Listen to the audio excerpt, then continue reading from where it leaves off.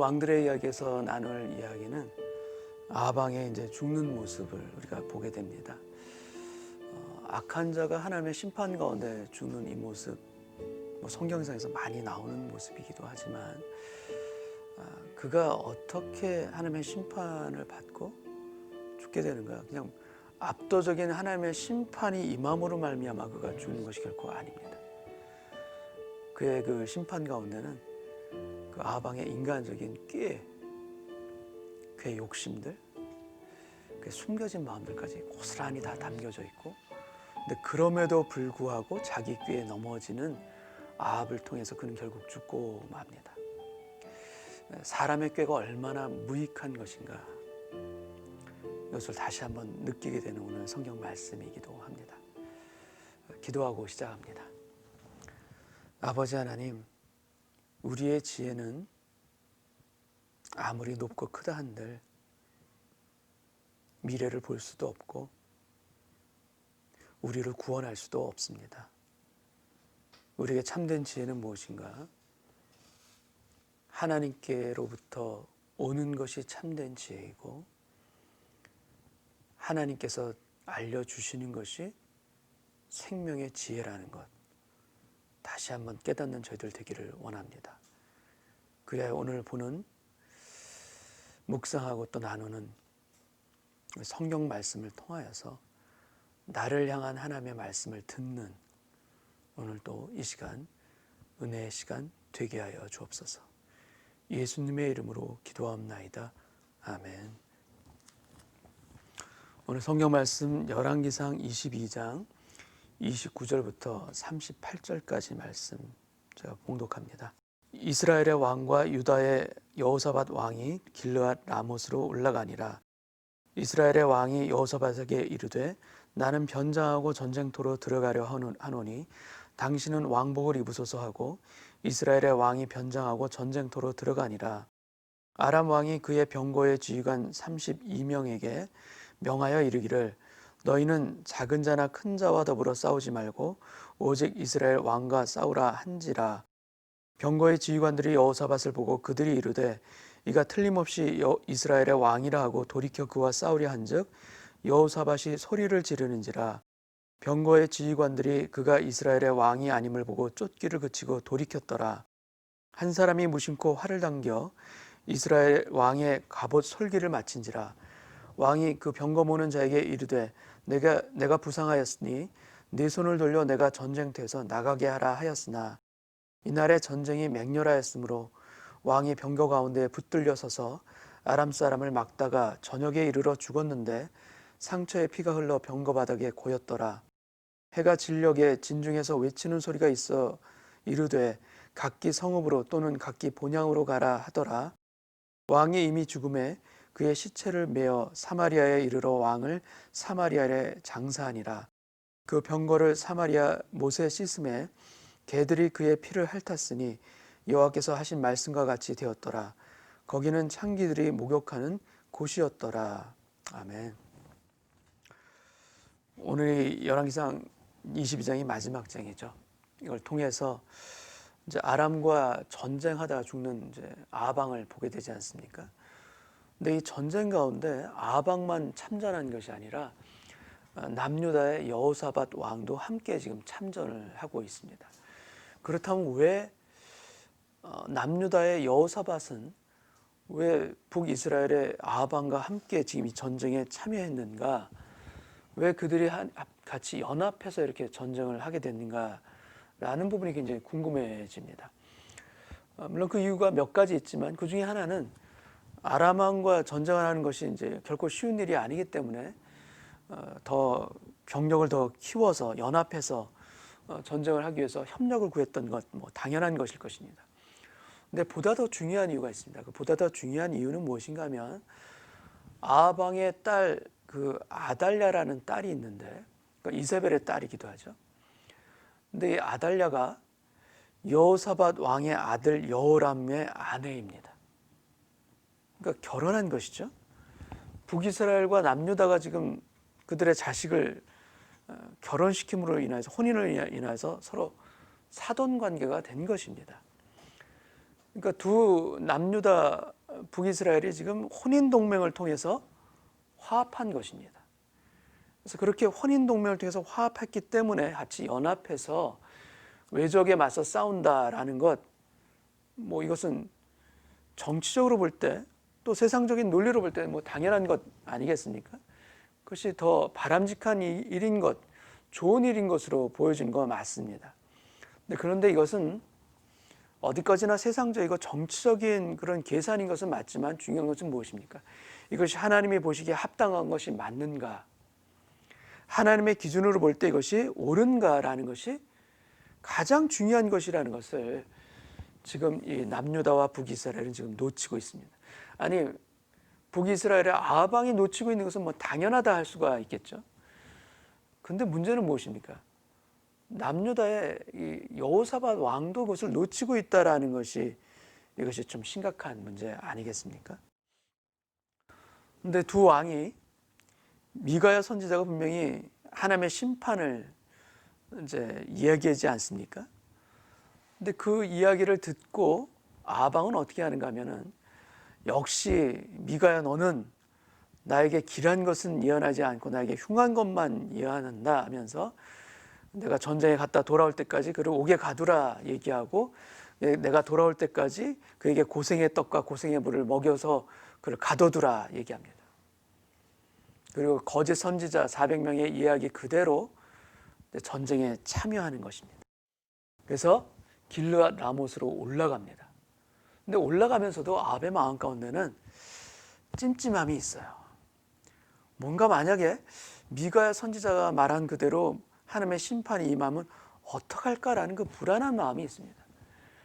여러분, 하나님을 온전히 믿지 않는 사람들의 마음 가운데도 이 마음이 있죠. 아니, 하나님을 믿는 우리들 마음 안에도 이 마음이 있습니다. 그래서 때로는 하나님의 뜻에 거역하면서 우리가 하나님의 원치 않은 다른 길로 갈 때 우리 마음이 찜찜해서 뭔가 불안해서 뭔가 하나님께 다른 것을 우리가 이렇게 생각하고 이렇게 인간의 꾀를 생각할 때 있지 않습니까?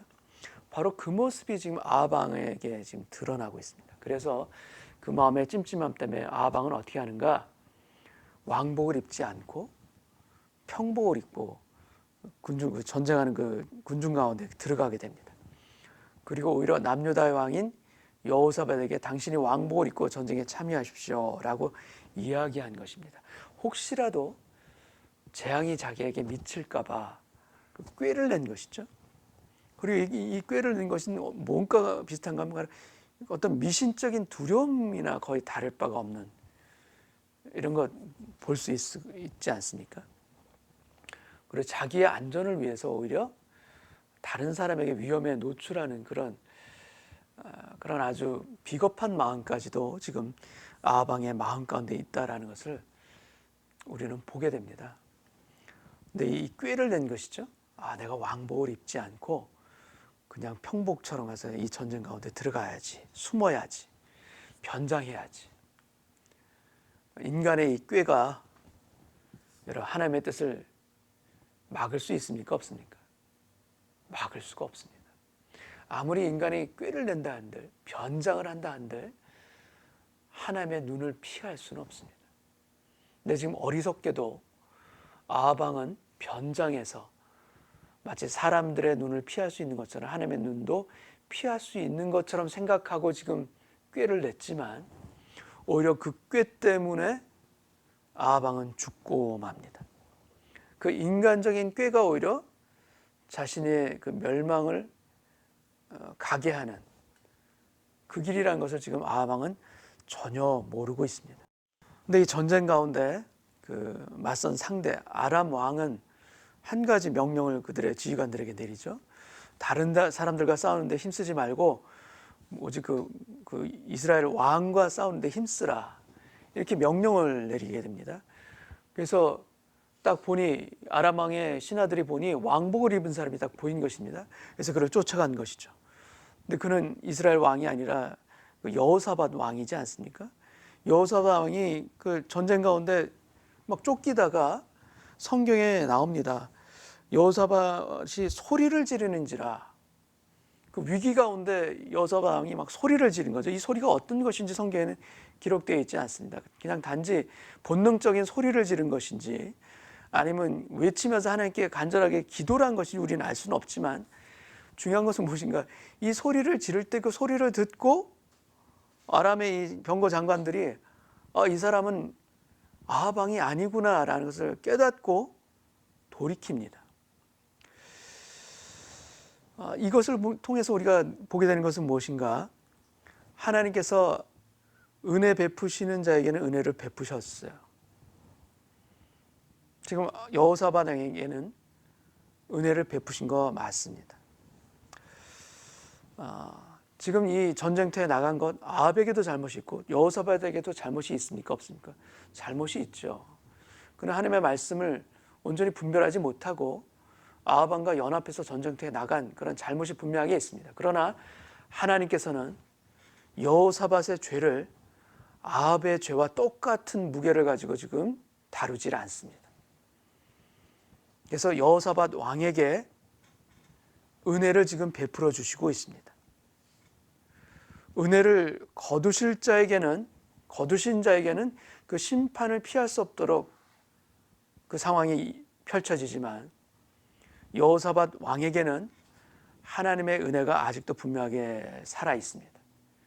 그래서 여호사밧 왕이 소리를 지를 때 아람의 병거 장관들, 신하들이 그 소리를 듣고 돌이킨 것입니다. 한 사람은 죽을 뻔한 그 위기 가운데서 구원을 받게 된 것이고, 근데 다른 한 사람은 아합 왕은 어떻게 되는가? 아주 사소한 일로 인하여서 그가 죽게 됩니다. 중요한 것은 무엇인가? 하나님께서는 여호사밧 왕은 보호하신 것이고 아합은 그 보호의 장막을 거두신 것입니다. 한 사람은 보호하시고 한 사람은 보호하시지 않으신 것입니다. 한 사람은 하나님의 은혜를 그대로 베풀어 주신 것이고 다른 한 사람에게는 은혜가 사라진 것입니다.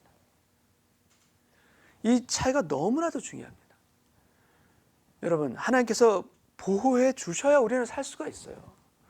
우리의 힘과 지혜로, 우리가 모아놓은 재산으로, 내가 지금 가지고 있는 건강으로 내가 충분히 살아갈 수 있다, 이것만큼 어리석음이 없습니다. 그 모든 것들이 무엇인가 다 하나님의 은혜요 보호하심입니다. 근데 그것을 기억지 못하고 감사치 못하고 내 곳간에 쌓여진 재산이 많고 내 은행의 통장에 잔고가 많고 내가 매달마다 들어오는 내 수입이 이 정도 되니, 또 나는 지금 건강하니 난 충분히 잘 살 수 있어. 그것이 아닙니다. 그 모든 상황마다 다 하나님께서 지금 보호해 주신 것이고 막아주신 것이고 은혜로 덮어주신 것이에요. 그 은혜로 덮어주셨기 때문에 내가 살아갈 수 있는 건데, 여러분, 아합 왕처럼 하나님의 심판의 때가 이르러서 그 은혜의 막을 거두시면 살아갈 수가 없습니다. 우리에게도 동일합니다. 내가 지금 어떻게 살아가는가? 하나님께서 은혜로 막아주셨기 때문에 사는 겁니다. 이 은혜의 장막이 거쳐지면 여러분, 우리는 살아갈 수가 없습니다. 성경에서 34절에 이렇게 되어 있습니다. 한 사람이 무심코 활을 당겨 이스라엘 왕의 갑옷 솔기를 마친지라. 무심코 활을 당겼는데, 쐈는데 그것이 아합 왕의 솔기에 맞은 거예요. 예전 성경에는 우연이라고 되어 있습니다. 의도를 가지고 한 것이 아니죠. 근데 하나님은 우연히가 아니라 하나님의 필연에 따라서 아합 왕의 솔기에 맞게 합니다. 그는 갑옷을 입었습니다. 그러나 그 무심코 쏜 그 화살이 어떻게 되는가? 갑옷 사이에 이음새 사이를 삐집고 들어와 그의 몸에 박힌 것입니다. 여러분, 이게 우연입니까? 그냥 쏘라고 해도 갑옷을 뚫을 수가 없습니다. 근데 기가 막히게 그 갑옷 사이에 이음새, 그 빈틈을 찾아들어 그 화살이 뚫고 들어와 몸에 박힌 것입니다. 결코 우연일 수가 없습니다. 하나님의 필연입니다. 부상당한 아합은 병거 모는 자에게 부탁하죠. 나를 이곳에서, 내가 지금 부상당했으니까 빠져나가게 해달라. 그런데 어떤 일이 일어나는가? 35절에 이렇게 되어 있습니다. 이날에 전쟁이 맹렬하였으므로 왕이 병거 가운데 붙들려 서서 아람 사람을 막다가 저녁에 이르러 죽었다라고 되어 있습니다. 만약에 상상을 한번 해보시기 바랍니다. 아합 왕이 지금 변장해서 평민의 모습으로 지금 그 무리 가운데 들어간 것 아닙니까? 만약에 이렇게 아합 왕이 꾀를 내지 않고 변장하지 않고 그가 왕복을 입었던 상황 가운데 화살에 맞았다라면 어떻게 됐을까? 여러분, 전쟁이 아무리 맹렬하다 한들 왕이 화살을 맞았는데 어떻게 빨리 후송해서 치료하지 않을 수가 있겠습니까? 근데 지금 아합은 어떻게 됐는가? 그가 화살에 맞아 지금 부상당한 것을 아는 사람이 극히 드물어요. 이게 누구의 꾀입니까? 아합 왕의 꾀 아닙니까? 근데 자신의 꾀 때문에 지금 그 전쟁터 가운데 붙들려 서 있습니다. 성경에 이렇게 돼 있죠. 왕이 병거 가운데 붙들려 서서 자신의 꾀 때문에 그 치열한 전쟁터에서 빠져나올 수가 없습니다. 변장하지 않았다면, 꾀를 내지 않았다면 분명히 병사들이 그를 후송했을 것이고 그는 살았을지도 모르겠습니다. 그러나 자기 꾀에 빠져서 결국 피를 흘리고 저녁 때까지 이르러 피를 흘리다가 결국 죽게 됩니다. 38절을 제가 읽겠습니다.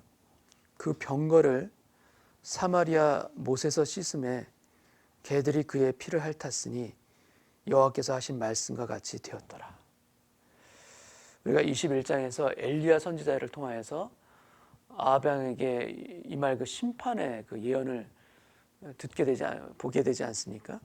근데 예언 그대로 아합 왕이 어떻게 죽는가, 개들이 그의 피를 핥게 되는 그 하나님의 말씀하신 그 예언 그대로 예언이 확정되어집니다. 그리고 그 뒷부분에 근데 그곳은 그 사마리아에서 그곳은 연못은 거기는 창기들이 목욕하는 곳이었더라. 이 정보를 일부러 기록해주고 있죠. 이것이 무슨 뜻이겠습니까?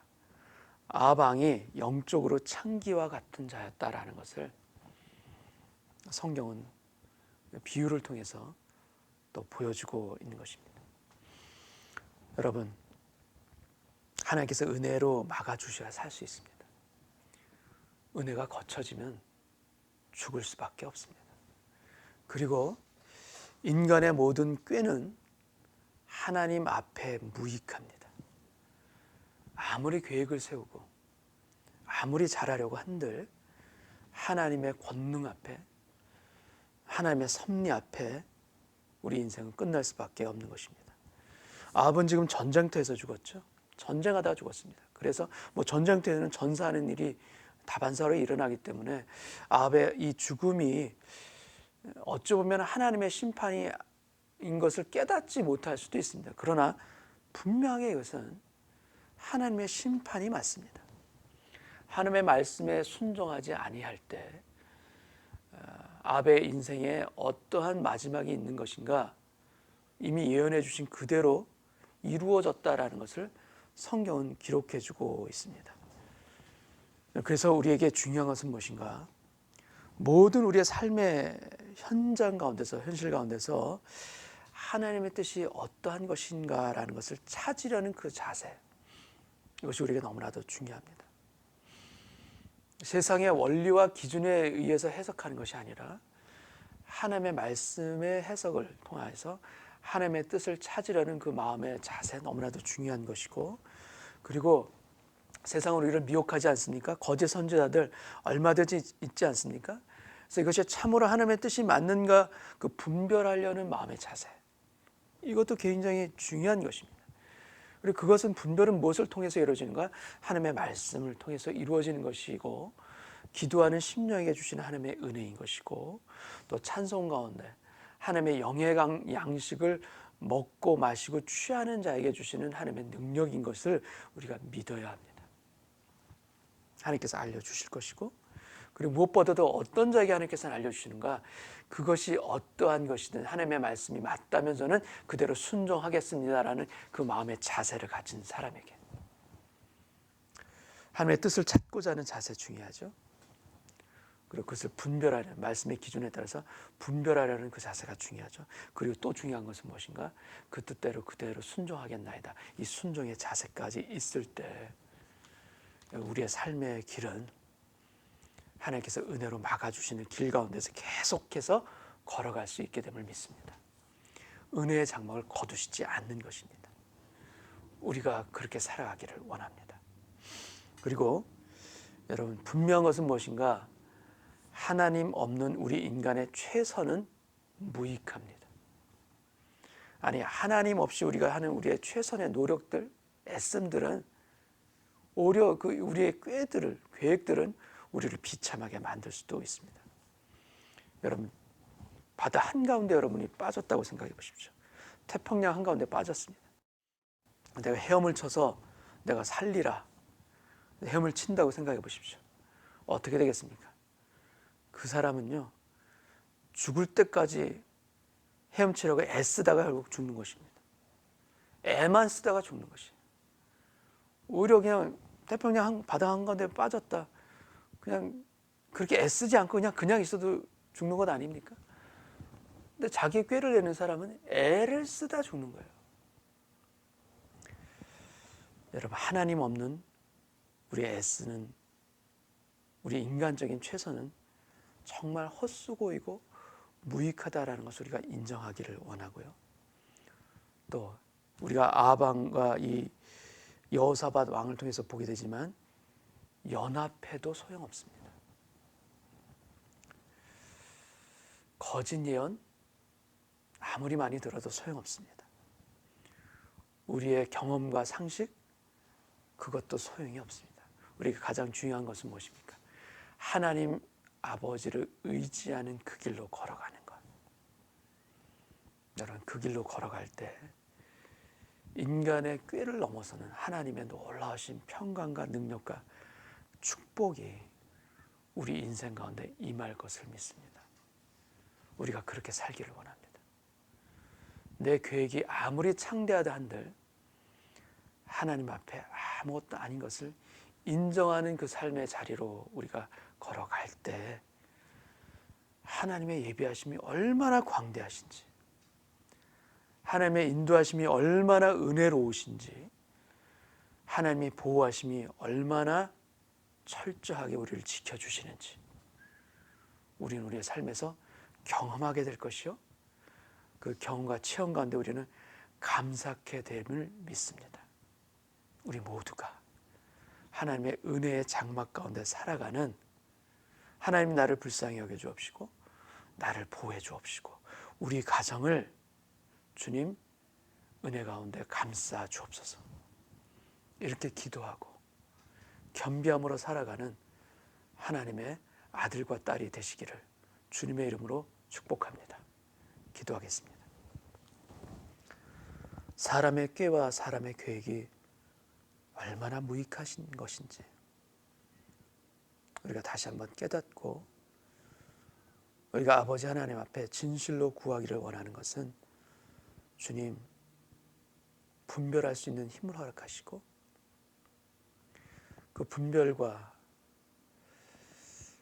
그 은혜는 순종하려는 그 마음을 가진 자에게 주시는 하나님의 약속이자 축복인 것을 고백합니다. 저의 삶의 자리에서 주님 늘 겸비하게 하나님의 뜻을 찾고자 하는 그 열려진 마음이 있게 하여 주옵시고, 하나님의 뜻을 벗어난 인간의 헛된 욕심과 계획이라면 주님 막아 주옵시고, 하나님의 은혜의 장막 안에서만 살아갈 수 있는 그런 인생이 되게 하여 주옵시고, 또 우리 가정이 그러한 은혜의 장막 안에 살아가는 가정이 또한 되게 하여 주옵소서. 기도하고 구하는 우리 모두 되기를 소원하오며, 그 약속과 은혜로 우리 삶을 늘 비춰주시고 보호해 주시는 예수님의 이름으로 기도하옵나이다. 아멘.